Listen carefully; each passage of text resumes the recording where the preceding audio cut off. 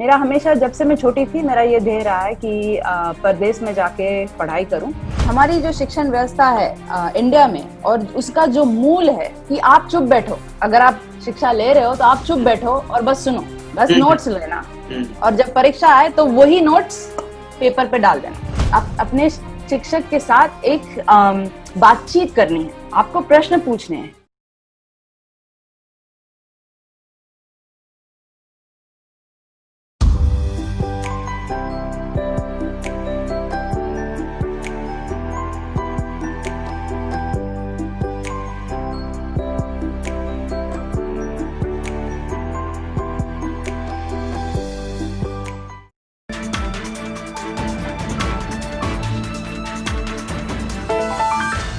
तो जब भी मैं हूँ अशोक दास और आप देख रहे हैं दलित दस्तक। और हमारी जो एक सीरीज चल रही है जिसमें हम लगातार अपने जो यूथ हैं, जो अम्बेडकराइट यूथ है, उनको जो गाइड करने की कोशिश कर रहे हैं कि आखिर वो किस तरीके से अब्रॉड जा सकते हैं, वहाँ एजुकेशन हासिल कर सकते हैं, वहाँ डिफरेंट फील्ड में कैसे अपना करियर बना सकते हैं। और इसी सिलसिले में हम तमाम लोगों से बात कर रहे हैं जो अब्रॉड में हैं अभी और वहाँ पे काम कर रहे हैं, वेल सेटल्ड हैं, काफी मेहनत कर रहे हैं। और इसी कड़ी में हमारे साथ हैं जयश्री कामले जी। डॉक्टर जयश्री कामले, प्रोफेसर हैं इंग्लिश की न्यूयॉर्क में, और सिटी यूनिवर्सिटी जो है न्यूयॉर्क में, वहां पे आपका बहुत बहुत स्वागत है। थैंक यू, शुक्रिया, और हम धन्यवाद। आपसे ये जानने की कोशिश करेंगे और हम उम्मीद करेंगे कि आप हमारे जो यूथ है, अम्बेडकराइट यूथ, और उनको बताएं कि किस तरीके से एक आप अपनी जर्नी के बारे में बताएं और कैसे आप वहां पहुंची और जो आप कर रही हैं। क्योंकि आईटी फील्ड में और तमाम तरह की फील्ड में तमाम लोग मिल जाते हैं, लेकिन जिस प्रोफेशन में आप हैं वहां पे जी लोग बहुत कम मिलते हैं। तो जैसे जी जी, सबसे पहले तो आप अपनी एक जर्नी के बारे में बताइए। शुरुआती दौर में आपकी पैदाइश कहाँ पे हुई और आप यूएस कैसे पहुंची, ये जो सफर रहा आपका। जी। अम, मुझे बुलाने के लिए धन्यवाद आप सबका, और जय भीम। मैं बम्बई की हूँ। मेरा परिवार बम्बई का है, और हम जहाँ एक एक जमाना था जहाँ कहते थे, हम जहाँ रहते थे, कोकणस्थ महार कॉलोनी। ये बाबा साहेब ने इसे प्रस्तावित किया था, और हमारी जो नानी थी उनका घर था वहाँ, वहीं मैं पली बड़ी। और हमारे सामने ही बाबा साहब के दूसरे परिवार वाले भी रहते थे, तो हमारी जी। पैदाइश से शिक्षा में मेरे परिवार को ज्यादा दिलचस्पी थी, मेरे पिताजी को, और उनका यही कहना था कि आप वही पढ़िए जिसमें आपकी सोच मजबूत हो। वो ना पढ़िएगा जो सारा जमाना पढ़ता है, क्योंकि सारा जमाना कह रहा है कि वही पढ़िए। तो उनकी ये शिक्षा मेरे लिए मेरा सिर्फ जीवन का ध्येय हुई है। और इसलिए जब मैं स्कूल में थी बम्बई में, तो मुझे गणित और वांग्मय में अच्छे मार्क्स मिलते थे, लेकिन मुझे अंग्रेजी साहित्य में, भाषाओं में ज्यादा दिलचस्पी थी। और इसीलिए मैंने अपनी कॉलेज की और एमए की पढ़ाई अंग्रेजी वांग्मय में, साहित्य में ही की। जी। बम्बई के बाद हम, पिताजी रिटायर होने के बाद हम पुणे गए थे, जी। इसलिए वाडिया कॉलेज में मैंने बीए की पढ़ाई की, और फिर पुणे विद्यापीठ में एमए की पढ़ाई की। जी। और मेरा हमेशा जब से मैं छोटी थी मेरा ये ध्येय रहा है कि परदेश में जाके पढ़ाई करूं। ओके। और इसलिए जब मैं अपने एमए की पढ़ाई कर रही थी, तब मैंने प्रदेशों में, विद्यापीठों में पीएचडी की जो पढ़ाई है उसके बारे में थोड़ा सा संशोधन किया। और फिर पीएचडी के लिए जो परीक्षाएं होती है, 2-3 परीक्षाएं होती है, उसके बारे में मैं ज्यादा बात कर सकती हूँ अगर आपको जी। इंटरेस्ट हो। लेकिन उस दरमियान मैंने वो परीक्षाएं भी दी और एमए की शिक्षा भी ली, और उसके बाद पीएचडी के लिए अप्लाई किया। और अमेरिका में यूनिवर्सिटी ऑफ मिनेसोटा नामक जो विद्यापीठ है मिनेसोटा राज्य में, वहीं मुझे एडमिशन मिली, और वहां मैंने अपनी पीएचडी की पढ़ाई की। और पीएचडी खत्म होने के आसपास मैंने वहाँ नौकरी भी की। वहाँ एक एकेडमिक एडवाइजर करके एक नौकरी होती है, जहाँ आप जो बच्चे बीए की पढ़ाई कर रहे हों उनको आप सहायता देते हैं, वो नौकरी भी की। और उसी दरमियान मैंने अपनी पीएचडी की थीसिस की एक किताब तैयार की, जी। और उसी किताब और उस पीएचडी के डिसर्टेशन के सहायता से मुझे फिर जो अभी मैं नौकरी कर रही हूँ वो नौकरी मिली सिटी यूनिवर्सिटी ऑफ न्यूयॉर्क में, एक कॉलेज है LaGuardia कम्युनिटी कॉलेज, वहाँ के इंग्लिश डिपार्टमेंट में। और मैं अभी 8 साल से वहाँ पर नौकरी कर रही हूँ। 8 साल तो से। ये जी आप जिस फील्ड में हैं, एक्चुअली मैंने पहले भी कहा कि बहुत कम लोग उस फील्ड में जा पाते हैं। इस फील्ड में क्या-क्या मौके हैं वहाँ पे? और जी, जी, तो मेरा तो पेशा तो प्रोफेसर का है, लेकिन अंग्रेजी या साहित्य या भाषा में जो कोई शिक्षा लेता है, उसके सामने तो कई मार्ग होते हैं। आप तो लेखक भी बन सकते हैं, आप किसी गवर्नमेंट में काम कर सकते हैं, क्योंकि आखिरकार आप कर क्या रहे हैं कि आप भाषा पर प्रभुत्व है आपका, तो हर जगह पर इसका मौल है। आप जैसे पत्रकार हैं, आपको भी पता है कि भाषा का कितना महत्व है। तो ये जो शिक्षा है, साहित्य की शिक्षा है, भाषा की शिक्षा है, उससे आपके लिए कई दरवाजे खुले हो जा सकते हैं। लेकिन ये आप पर थोड़ा सा निर्भर है कि आप लिखना चाहते हैं, कि आप वाणी में ज्यादा आपको दिलचस्पी है, आप बोलना चाहते हैं आपके काम में, या आपको दूसरे विषयों पर विचार करने की आपको इच्छा है। तो ऐसे कई है। आप जैसे कि मेरे पिताजी को बहुत इच्छा थी कि मैं इंडिया में IAS नहीं लेकिन IFS बनूं, माने इंडियन फॉरेन सर्विस डिप्लोमेट करूं। तो आप भाषा की शिक्षा करके आप वो UPSC परीक्षा लेकर IFS में भी जा सकते हैं। अगर आपको दूसरी भाषाएं भी पता है, अंग्रेजी के अलावा फ्रांसीसी भाषा हो, जर्मन हो, तो उससे आपको डिप्लोमेटिक सर्विस में भी नौकरी मिल सकती है। आप मीडिया में जा सकते हैं, आप फिल्मों में जा सकते हैं, आप लेखक बन सकते हैं पिक्चरों के से। मैं ये भी जानना चाह रहा था कि बेसिकली कि जैसे किसी ने PhD की है जी, क्योंकि हम आपके फील्ड की बात कर रहे हैं, अगर किसी ने दिल्ली यूनिवर्सिटी से, इलाहाबाद यूनिवर्सिटी से, जवाहरलाल नेहरू यूनिवर्सिटी से, BHU से किसी ने PhD की है इंग्लिश लिटरेचर में या फिर इंग्लिश में, तो उसके लिए वहां पे क्या मौके हैं? तो PhD जब आप करते हो तो ऐसा समझा जाता है कि आपको प्रोफेसर बनना है, क्योंकि वो इतनी लंबी डिग्री है और इतना विचार करने का आपको मौका मिलता है। तो ऐसा समझा जाता है कि आप अगर इतना अपना टाइम उसमें इन्वेस्ट कर रहे हो, तो आपको सिखाना है, क्योंकि आपको संशोधन करना है और आपको वो संशोधन दूसरे छात्रों को देना है। तो सबसे पहला पाठ तो होता है कि प्रोफेसर बनना। तो अगर आपने PhD हासिल की हो और आपको अगर प्रोफेसर बनना हो, तो वो PhD के डिसर्टेशन के साथ आपको आपके जो प्राध्यापक होते हैं उनके सिफारिश पत्र की जरूरत होती है, और आपने कुछ लेख या निबंध एकेडमिक पत्रिकाओं में पब्लिश करने की जरूरत होती है, और उसके बेसिस पर ज्यादातर लोग इस प्रोफेसर की नौकरी के लिए अप्लाई करते हैं। तो वो पहली बात है। लेकिन उसको छोड़कर भी मेरे जो जानने पहचान में जो लोग हैं जिन्होंने प्रोफेसर बनना नहीं चाहा PhD करने के बाद भी, तो उनके लिए भी कई द्वार खुले हैं। जैसे कि रिसर्च इंस्टीट्यूट्स होते हैं जहां लोग पॉलिसी पे काम करते हैं, वैसे भी इंस्टीट्यूट्स में PhD वालों की बहुत इम्पोर्टेंस होती है, क्योंकि हमें बहुत सारा डेटा कैसे समझता है, क्या इसका मतलब क्या है, इससे क्या कर सकते हैं, इससे कौन से लॉ चेंज कर सकते हैं, उसकी हमारी वैल्यू है, क्योंकि हमें बहुत पढ़ने की आदत है। सो पॉलिसी इंस्टीट्यूट्स में रिसर्चर्स की बहुत जरूरत होती है, तो उसमें काम मिल सकता है। अब जैसे कि संयुक्त राष्ट्र है, यूनाइटेड नेशंस, उनकी कई संस्थाएं पूरे जग में फैली हुई है, वो ऑफिसेज में काम होता है। जैसे कि यूनेस्को ऑफिस होता है, यूनाइटेड नेशंस की एजुकेशनल विंग और सोशल कल्चरल विंग जो है, वहां पर काम होता है, लोग वहां पर अप्लाई कर सकते हैं। तो मैं तो ऐसे कहूंगी कि जिन्होंने PhD इंग्लिश में की है उनके लिए बहुत सारे अवसर हैं, लेकिन छात्र को ऐसा समझना चाहिए कि मुझे किस फील्ड में काम करना है जी, क्योंकि ये जो बेस है, कम्युनिकेशंस का जो बेस है, और ये जो आपके पास अभी जो स्किल आ जाता है कि बहुत चीजें पढ़ सको और उसका अर्थ, जैसे हम मराठी में कहते हैं, उसका जो कोर है वो आप समझ के किसी और को कैसे कन्वे कर सकते हो, ये जो कला है वो PhD के बाद आती है। तो आप किसी भी फील्ड में जाके इस कला का इस्तेमाल कर सकते हैं। तमाम मौके हैं मतलब उसके लिए। तमाम मौके हैं, बिल्कुल। आप इस फील्ड में क्यों आई? आपने क्या शुरू से ही सोचा था कि आपको टीचर ही बनना है?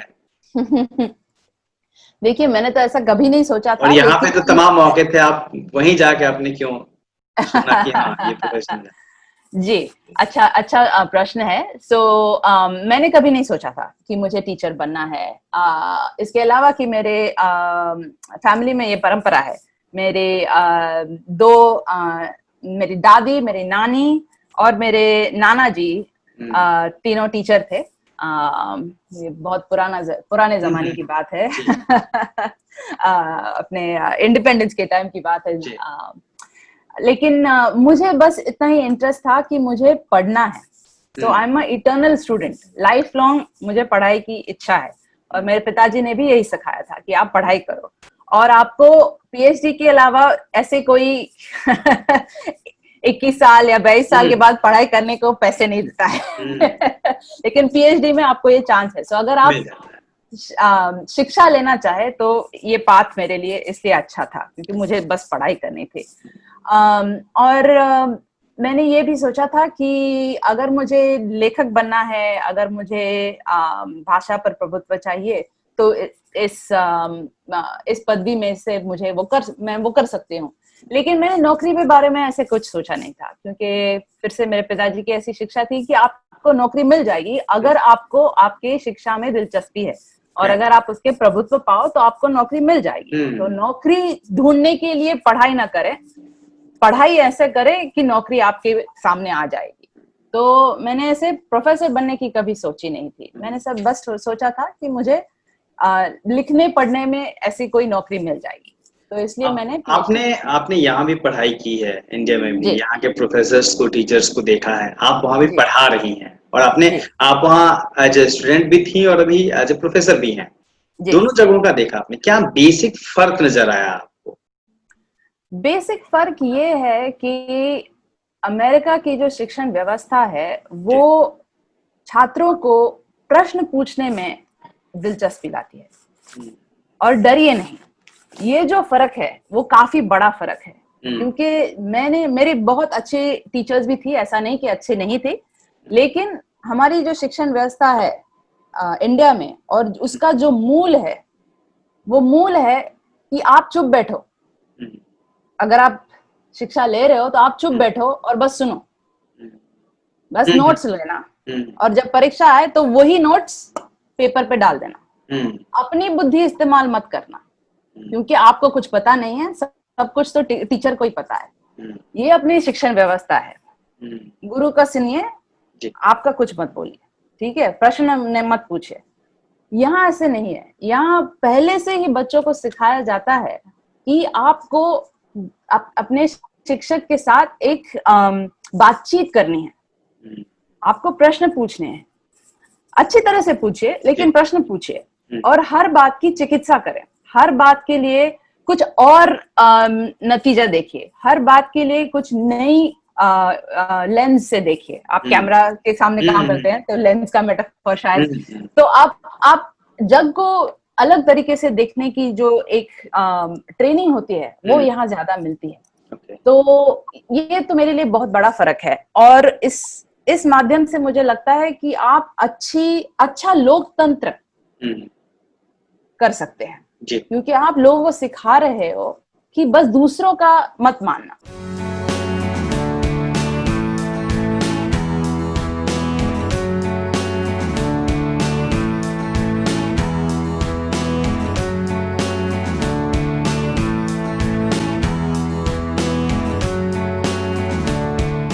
अभी भी जयश्री जी, एक चीज ये है कि आमतौर पे लोग जॉब के लिए तो अब्रॉड जाते हैं, है ना, कि वो जी कनाडा चले गए, यूएसए जी चले गए, नौकरियों के लिए लोग तमाम जाते हैं, लेकिन एजुकेशन के लिए खास तौर पे जो अपनी सोसाइटी है उसमें अभी भी बहुत कम लोग निकले हैं। तो बिल्कुल। एक एक तो दो तीन चीजें होती है, एक तो डर भी होता है कि वहां तक कैसे जा पाएंगे, और हाँ जी। दूसरी चीज कि उसे कुछ पता नहीं होता कि कैसे क्या करना है। तो जिन जी लोगों की भी हायर एजुकेशन में दिलचस्पी है, वो जी। पढ़ना चाहते हैं, तो उनको क्या करना चाहिए, और जो वो डर है वो कैसे खत्म किया जा सकता है, उनका वो किस तरीके से प्रोसेस करें, और बाहर जाके पढ़ना की जो एक ललक है, वो सोच है, वो कितना जरूरी है? जी, तो पहले मैं कहूंगी कि मैं यहाँ जिस संस्था के साथ काम करती हूँ, हमारे लोगों की जो संस्था है, ओके। ग्लोबल एम्पावर नेटवर्क, तो शायद आप जब ये दिखाएं तो आप वो शायद डाल सकते हैं आपके लिंक्स में, GLOBALEMPOWERNETWORK.org। ये अम्बेडकराइट्स की ने चालू की हुई संस्था है और हम ऐसे बच्चों को मदद करते हैं जिन्हें दूसरे देशों में जाकर पढ़ाई करनी हो। अच्छा। और उसमें हर शनिवार माने आज सुबह को, हमारे टाइम में सुबह को, आपके टाइम में रात को, एक जैसे जूम पर कॉल होता है और जहां पर जिन छात्राओं ने पहले से शिक्षा ली है और जो अब यहाँ काम कर रहे हैं या भारत वापस चले गए हों, लेकिन जिन्होंने पढ़ाई की थी यहाँ पे, वो नए छात्रों को मदद करते हैं। तो 1 घंटा 1.5 घंटा हर शनिवार सुबह को ये फोन कॉल भी होता है और हमारी वेबसाइट्स पे भी काफी इंफॉर्मेशन है कि आप कैसे अप्लाई कर सकते हैं। तो जिन्हें जो भी ये देख रहे हैं या आपकी जान पहचान में कोई लोग हों जिन्हें करना है, पढ़ना है, तो बहुत सारा इंफॉर्मेशन हमने वो ओपन मीटिंग होती है, कोई भी जाके ज्वाइन कर सकता है और तमाम बातें पूछ भी सकता है जी। लेकिन पहले आपको वेबसाइट में रजिस्टर करना होगा तो हमें पता चले कि कौन है, क्योंकि ऐसा नहीं चाहते कि फिर कोई आप लोग अलाउ करेंगे। हाँ जी, बिल्कुल बिल्कुल। आपको मैसेज मिलता है, व्हाट्सएप ग्रुप में एंट्री होती है और उसके बाद आपको वो फोन कॉल की इंफॉर्मेशन भी मिल जाती है जी। तो ये पहली बात है। दूसरी बात मैं कहूंगी कि ये जो डर जो है ना, तो मैं समझती हूँ कि आप ये समझे कि मैं लड़की होकर परदेश गई और मैं आई 2000 साल में, तो 20 साल पहले, जब मैं वैसे तो बहुत छोटी थी, तो डरने की तो कोई बात ही नहीं है मेरे ख्याल से। जैसे कि अमेरिका हो या दूसरे देश हो, वहां पे काफी सेफ्टी है, तो डरने की तो वैसी कोई भी बात नहीं। और ऐसा ना समझिए कि यहाँ आकर हर कोई आपसे ऊंचा है या बड़ा है, ऐसे कोई नहीं है। तो बस अपने आप पे आप थोड़ा सा कॉन्फिडेंस रखिए और सीखने की कोशिश करते रहिए, सीखने की कोशिश करती रहिए। और आपको इसमें हैरानी होगी कि यहाँ पर लोग कितनी मदद करते हैं। तो मुझे और आपको भी, मुझे पता है, आदत होगी कि इंडिया में हर कुछ चीज पाने को बहुत बहुत मेहनत करनी पड़ती है जी। बस एकदम छोटी सी छोटी चीज, एक फॉर्म भरना है और समझिए कि आप लंच के टाइम पे गए, खिड़की बंद, आप कहें कि प्लीज मदद कीजिए क्योंकि मुझे बस इसी टाइम पे कर सकते हो, दूसरा काम है, नहीं खोलेंगे। हाँ, तो हर बात पे आपको कुछ ना कुछ अड़चन होती है। ऐसा नहीं होता है, यहाँ पर हर कोई आपको मदद करने की इच्छा रखता है। तो आपका जो सफर है ना, वो बहुत ही एकदम सिंपल हो जाता है। ओके, सो आप ऐसे डरिए नहीं, यहाँ ज्यादा लोग मदद करने वाले हैं। ओके, सो डरने की कोई भी बात नहीं है। और मैं ये भी कहूंगी कि यहाँ पर शिक्षा जो है ना, वो ऐसे माना जाता है कि हर कोई किसी का हक है। तो हर जगह पर आपको, जैसे लाइब्रेरी सोचो, जो फ्री लाइब्रेरी है, गवर्नमेंट की लाइब्रेरी जो है, यूनिवर्सिटी की जो लाइब्रेरी है, बाकी कोई संस्था है, अगर आप जाओ तो लोग प्रयास करते हैं कि आपको मदद करें, आपको जो चाहिए वो दे। ऐसे नहीं कि पकड़ के रखें बस अपने वालों के लिए। ठीक है, जो पहली बार मैं गवर्नमेंट की लाइब्रेरी में यहाँ पर गई 20 साल पहले, मुझे क्या आदत थी कि इंडिया में अगर आप किसी लाइब्रेरी में जाओ तो पैसे देने पड़ते हैं, कुछ फी होती है, सब्सक्रिप्शन होता है, बुक्स मिले या ना मिले, लाइब्रेरियन कभी अच्छी तरह से बात करे ना बात करे, पता नहीं। मैं ब्रिटिश लाइब्रेरी में एक बार गई थी पूना में, तो उन्होंने मुझे बताया, हाँ आपको परदेश जाना है, बहुत कठिन चीज है। तो ऐसे जो बैरियर लगाते हैं, पहले ही वो हताश करने की कोशिश करते हैं, पहले ही हताश कर, आपका चेहरा देख के, आपका नाम देख के डिसाइड करें कि नहीं आपको नहीं होगा, आपसे नहीं होगा, ठीक है, आपसे नहीं होगा, आप पता है कौन से वाले हो, आपसे नहीं होगा। यहाँ पहली बार जब मैं फ्री लाइब्रेरी, जब यहाँ पे गवर्नमेंट लाइब्रेरी गई, मुझे सोचा कि फी होगी, कुछ बाकी कुछ रूल्स होंगे, तो उन्होंने बोला नहीं, कोई फी वगैरह नहीं है। अच्छा, तो मैं कितने पुस्तक एक बार ले सकती हूँ? आपको जितने चाहिए ले जाइए। अच्छा, कुछ रिस्ट्रिक्शन नहीं, कुछ भी नहीं है हमारे पास। अगर नहीं हो यहाँ पे ये बिल्डिंग में, तो आप बताइए कौन सी पुस्तक चाहिए, हम देश में कहीं से भी बुला लेंगे, फ्री में, हाँ, बुला के देंगे। उसके कहते हैं कि इंटर लाइब्रेरी लोन, फ्री में कहीं से भी बुला लेंगे आपके लिए। ऐसे तो ये बहुत फर्क पड़ता है आप कैसे शिक्षा लेते हो, और आपकी जो क्या कहते हैं, इंग्लिश में कहते हैं ह्यूमैनिटी, उसका बहुत लोगों को उसकी चिंता होती है, लोगों को, कि किसी को निराश ना करे। और आपको अतरंगी लोग तो हर जगह मिल जाते हैं, सही लेकिन बात। उनका परसेंटेज कम है। हाँ, नहीं ऐसा वो बेसिक जो डर की बात थी वो सेफ्टी को लेकर डर की बात नहीं थी, जो हम सोच नहीं पाते हैं कि अरे वहां कैसे जा पाएंगे, वो एक जी भीतर डर होता है कि हाँ हम, जी। जैसे आपने कहा ना कि यहाँ पे आप जब गई तो उसने कहा कि आपसे नहीं होगा, आप नहीं जाओ, तो जो हम्म जो डरा हम्म देते हैं और एक डर बैठा हुआ है, उस हम्म। डर की मैं बात कह रहा था। तो जी एक जी सवाल का जवाब छूट गया था कि मतलब बाहर जाके पढ़ने की सोचना कितना जी इम्पोर्टेंट है निकल। जी जी। मेरे ख्याल से पढ़ना, पहले तो पढ़ना इम्पोर्टेंट है। हम्म बाहर पढ़िए या अंदर हम्म पढ़िए, इसमें इतना कोई फर्क नहीं, मुझे है फर्क है, लेकिन ऐसा नहीं है कि आप इंडिया में नहीं पढ़ सकते। लेकिन बाहर जाने की मेरी तो इच्छा इसलिए थी क्योंकि मुझे अलग व्यवस्था चाहिए थी, हम्म मुझे अलग प्रोफेसर चाहिए थे, अलग एनवायरनमेंट चाहिए था। तो इसलिए मैंने सोचा कि मुझे बाहर जाना है, हम्म मुझे कुछ अलग विचारधारा से हम्म मुझे अपने आप को इंट्रोड्यूस करना है। इसलिए मैं सोचती हूँ कि बाहर जाना इम्पोर्टेंट है। इसीलिए भी अच्छा है क्योंकि आप अपने खुद के पैरों पे खड़े रह सकते हैं।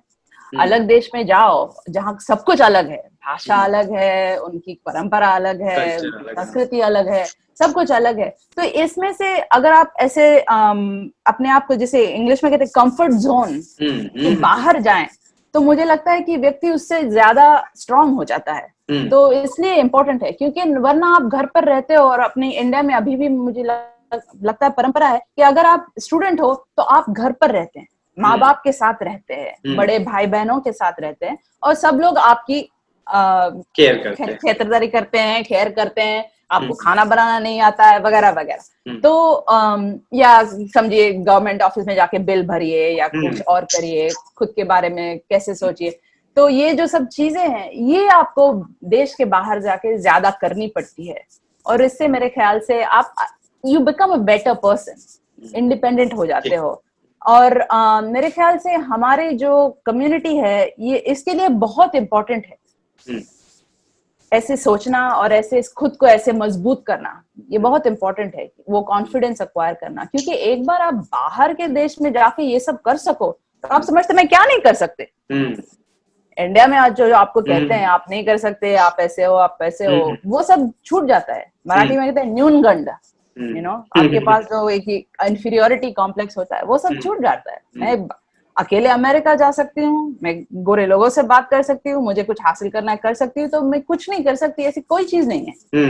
ये जो कॉन्फिडेंस है वो बहुत इंपॉर्टेंट है मेरे ख्याल एक से। एक जब हम सोचते हैं कि हमें जाके अब्रॉड पढ़ना है या फिर जॉब हासिल करनी है, खासतौर पे जब पढ़ाई करने की सोचते हैं, तो एक दूसरा सवाल जो आता है स्कॉलरशिप का आता है। जी स्कॉलरशिप को किस तरीके से हासिल किया जा सकता है, कौन कौन से जो मेन ऑर्गेनाइजेशंस हैं जो स्कॉलरशिप प्रोवाइड कराते हैं, उसके बारे में थोड़ा गाइड करें। जी। तो पहले मैं कहूंगी कि इसका सब जॉइंट इंफॉर्मेशन वो ग्लोबल एम्पावर नेटवर्क के पास ओके है, ओके वो कलेक्ट करते हैं, ठीक वो है। एक्सप्लेन भी करते हैं। लेकिन मेरे ख्याल से स्कॉलरशिप की जब बात हो तो इंडिया में नेशनल गवर्नमेंट स्कॉलरशिप है ओके बच्चों के लिए जो बाहर पढ़ाई करने वाले हैं, उनके लिए गवर्नमेंट स्कॉलरशिप है। उसका सर्कुलर हर साल निकलता है, और आपको वहां पे अप्लाई करके आपके जो बीए के या बैचलर्स या मास्टर्स डिग्री के जो मार्क्स है उसके तरीके पे, और आप कहाँ अप्लाई कर रहे हो, वो यूनिवर्सिटी का स्तर क्या है, उसके बेसिस पे आपको वो स्कॉलरशिप मिल सकती है, जो आपकी पढ़ाई का खर्चा, आने जाने का खर्चा और थोड़ा सा खाने पीने का वगैरह खर्चा वो स्कॉलरशिप से निकल सकता है। तो वो मेन स्कॉलरशिप है। अभी महाराष्ट्र गवर्नमेंट में मुझे पता है कि महाराष्ट्र गवर्नमेंट की भी स्कॉलरशिप है, और मुझे लगता है, पक्का मुझे पता नहीं, लेकिन मेरे ख्याल से कर्नाटक में भी ऐसी स्कॉलरशिप है।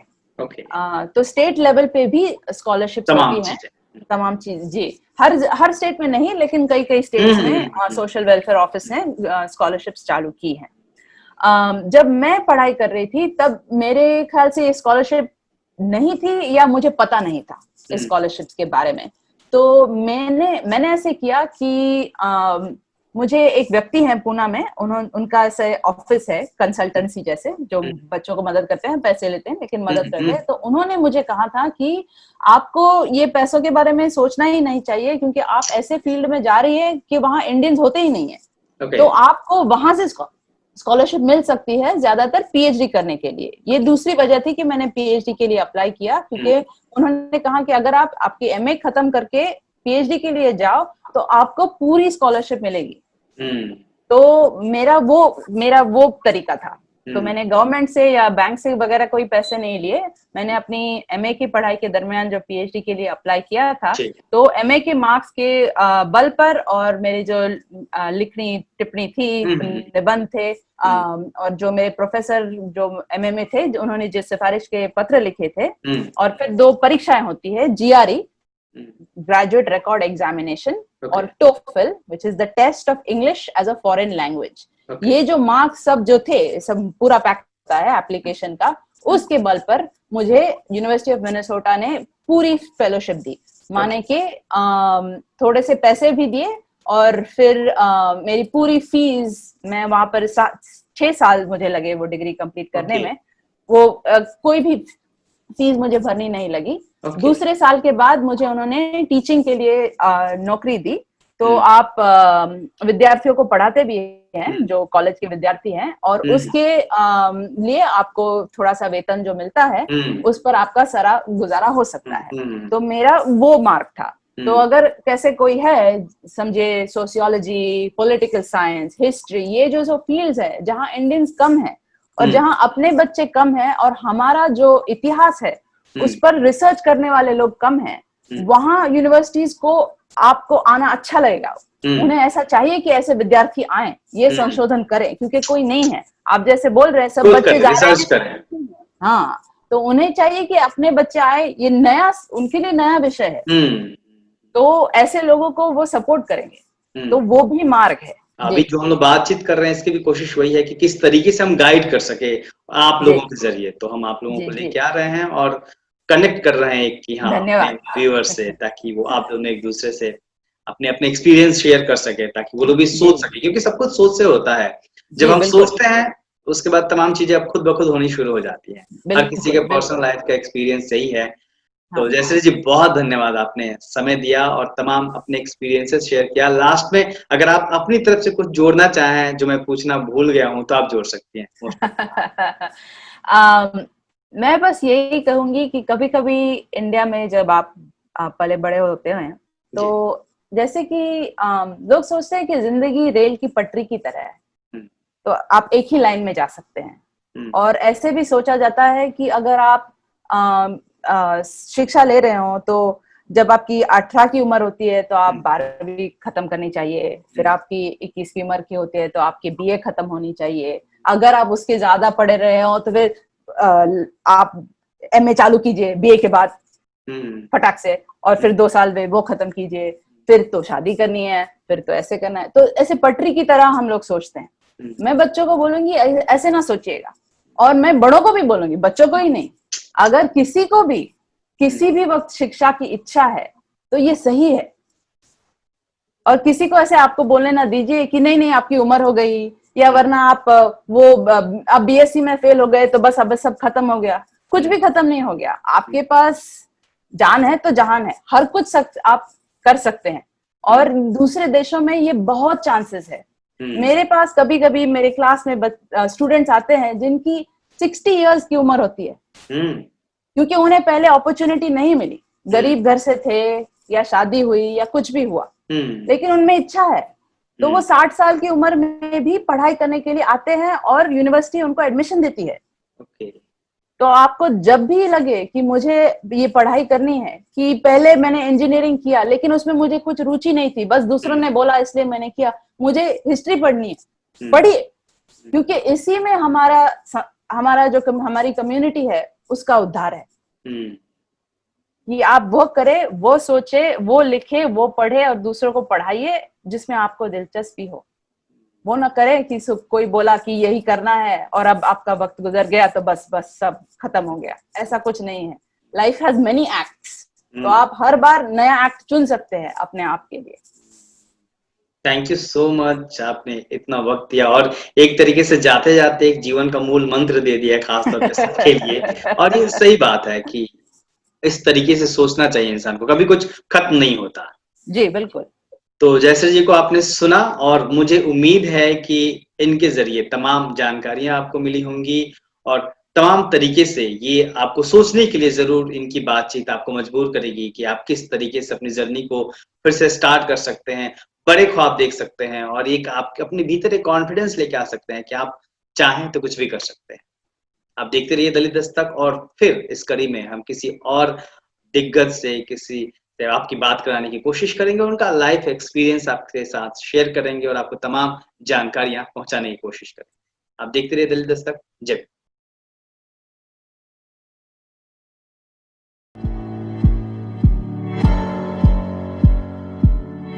दलित दस्तक आपका अपना चैनल है। यह चैनल आपकी आवाज उठाने के लिए है। इसको जरूर सब्सक्राइब करें और अपने दोस्तों से भी करवाएं। बेल आइकॉन पर भी जरूर क्लिक करें।